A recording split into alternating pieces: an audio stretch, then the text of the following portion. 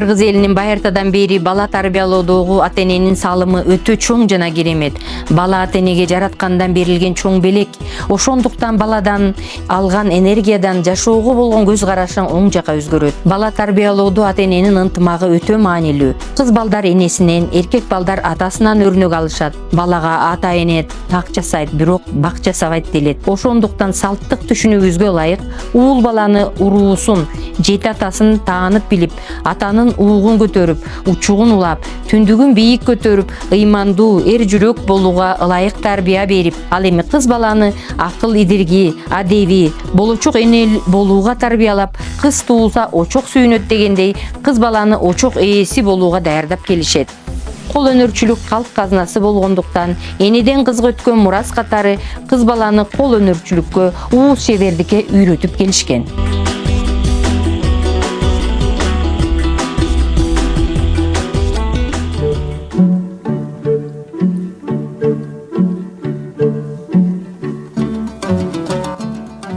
Кыргыз элинин башка элдерден өзгөчө асыл кылым карткан адептик этикалык салттарынын бири бул меймандостук.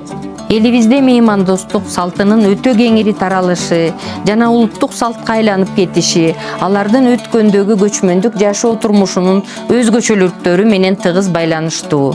Ушундан улам атайын кадырлуу мейман катарында кабыл алышып, колдо болгон тамак ашын аябай сыйлап, урматтап узатышкан. Кыргыз эли ар кыл меймандарды күтүшкөн. Кызгыркын, куда сөөк, дос тамыр, таеке жээн жана башка конокторунун эң сыйлууларына жогорку сый көрсөтүлгөн. Кыргыз эли илгертеден бери жана азыр да конокко сый көрсөтүүнү адамдык милдет деп эсептешет. Биз конок келгенде үйгө өтүңүз, бир чыны чай ичип кетиңиз дейбиз. Бул жөнүндө белгилүү немец журналисти Клаус Вейзе Берлингер Цайтунг газетасынын бетине кыргыздардын меймандостугу жөнүндө бир чыны чай дейсизби? Мында бир чыны чай менен бүтпөйт экен.